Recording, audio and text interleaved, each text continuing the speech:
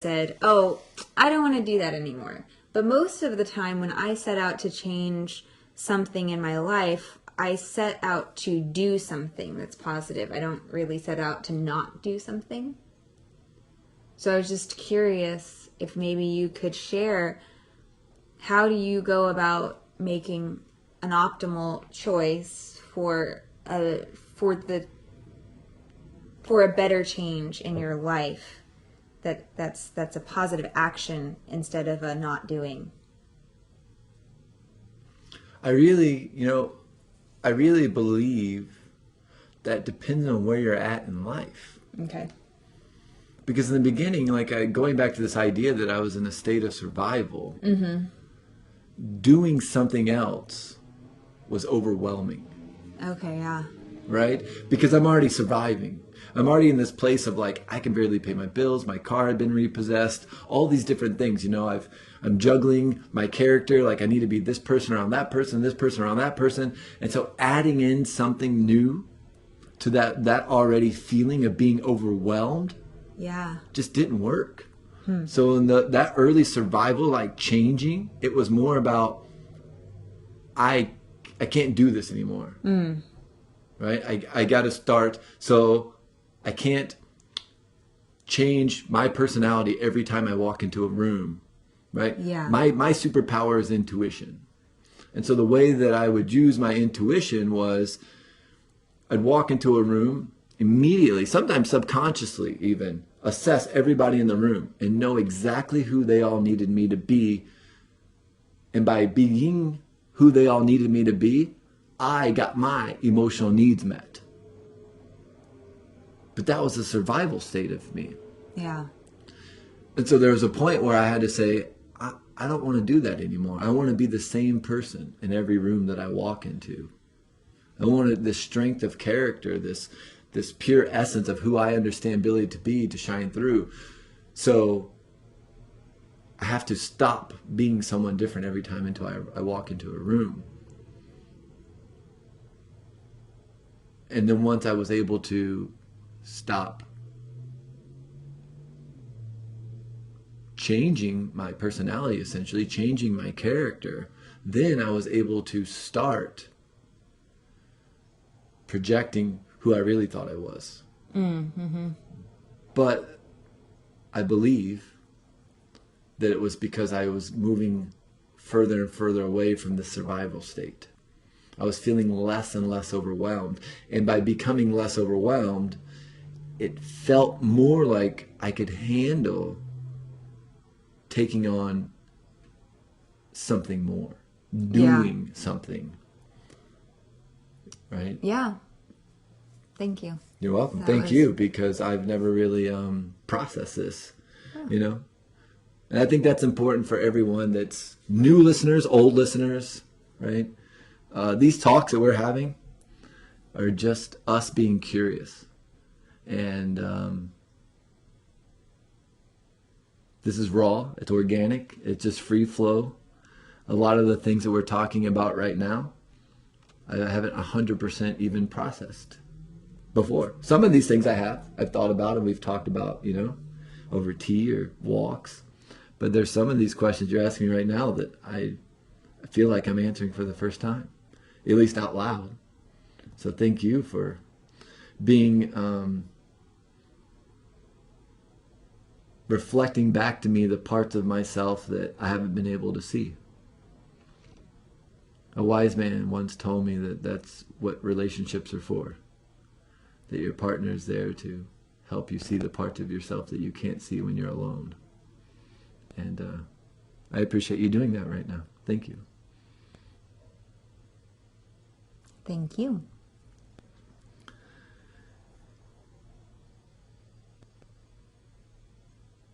I feel like now, we're both processing. I love it. I love that it gets completely quiet.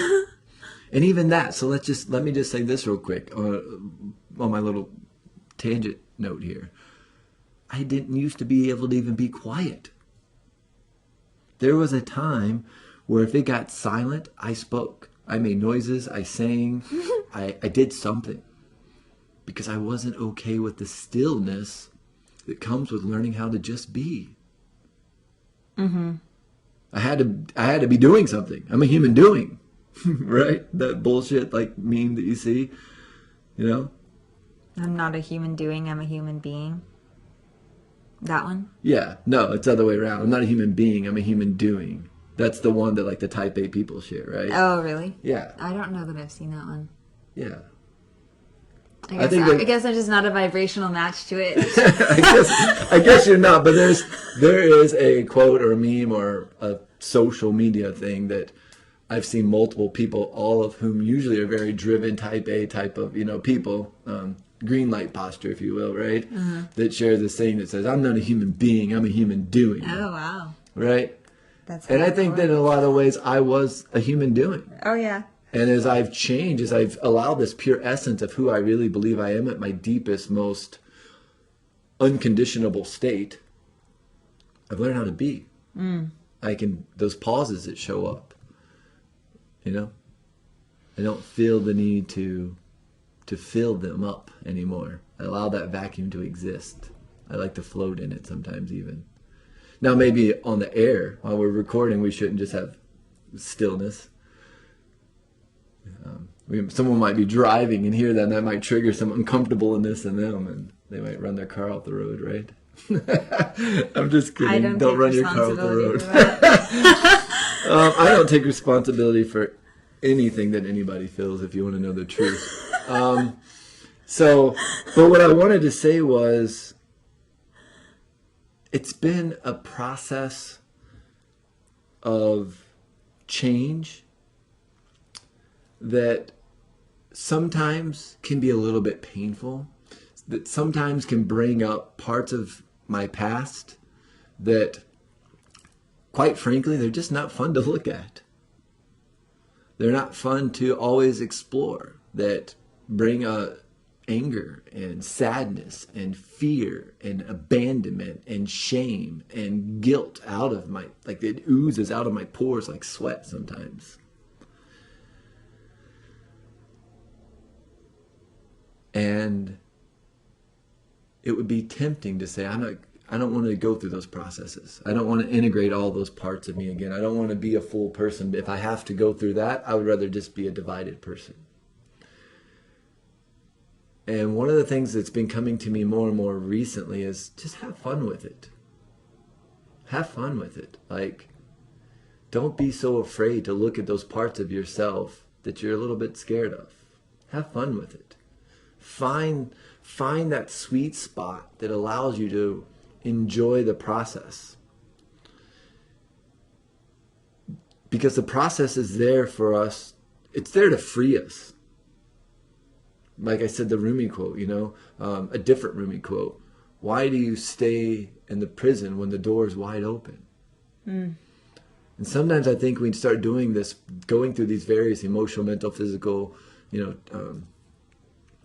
type of processes, and we open the doors, we free it, and then we just sit in there. We do. We almost become paralyzed by the process. We don't move forward. We don't actually take the things that we've discovered and we remove this conditioning and these filters and all this stuff, and we have these major realizations, and we cry and we break shit, and we have some more enlightenment come through us, and slowly we stop not doing and we start doing, and all these et cetera, and have fun with it. Don't let it paralyze you. Don't let change be such a big, scary thing.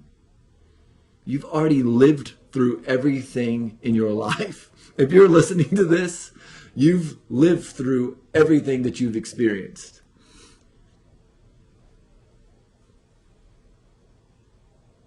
So going back to revisit it, you're going to live through it. But going back to revisit it, you're also going to recognize the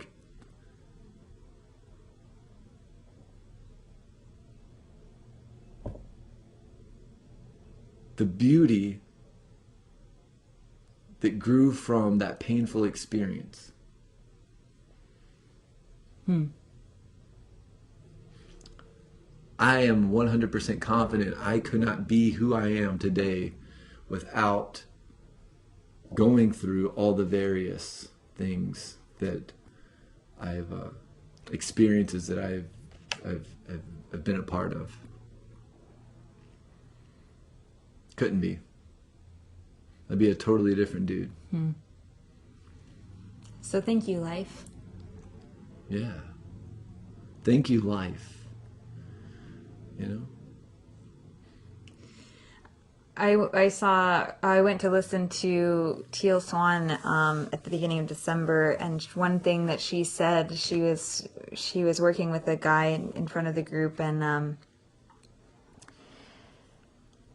he was really afraid of death because he was so afraid of being trapped and alone. And what had happened in his childhood was, when he was first born, he was born prematurely and was in an incubator, essentially, and he was born a twin, and so he was incubated alone. He was born, and then he was immediately trapped and alone. And what she helped him process through was, you're just afraid of what you've already experienced. And it was so beautiful to watch. As soon as you could see the light bulb go on, and I think it was a very, well, at least for me, it was a very influential moment in that weekend, because how empowering. I've already experienced, and like you said, I've already lived through what I'm afraid to look at. So maybe I need to give myself more credit for being the badass that I am. You know what I'm saying? I do know. And so I really feel that that's really powerful. Like you've already lived through it. You're gonna survive, or like Teal said, you're afraid of what already happened to you. Wow, that really hit me. I actually just wrote it down. You're just afraid of what you've already experienced. Thank you, Teal Swan. And thank you, Julie, for sharing that. Oh, yeah. Fear is a very interesting dilemma. And just like food and weight loss and relationships and financial struggle, I believe that when we get curious about our fear is when we change it. I like that. That feels good to me. And if that's how we change fear, then I believe that's how we change ourselves. One of the things I feel like was a big lesson for me in 2016 was, the world isn't the way it is. The world is the way you are. There is no out there. There's no one out there. There's no force out there. There's no financial, economic institution or societal like issue or a parent. There's no one who's responsible for the way you are except for you. No one. Donald Trump, don't give a shit. Obama, don't give a shit. Yeah. I just don't give a shit. And by not giving a shit, it's allowed me to like turn that energy towards myself. Because if I really want to change the world, I gotta be willing to change myself. And I find that it's interesting how so many people express this need to want to change themselves through wanting to change the world. And what if you just got curious about who you were? And there was a quote I shared today on Facebook from Matt Kahn, a talk we listened to yesterday on YouTube. And he said, who are you when you stop being your identity? Or no, who are you when you stop being who you identify with? Something along those lines. Look at my Facebook, you'll see it. I'll post it in the notes for this. But like, who are you? That's a wonderful question to start with. And then that question, I think, expands. Well, who am I now? Who am I in this particular situation? Who am I when I'm around that person? Who am I when I'm around that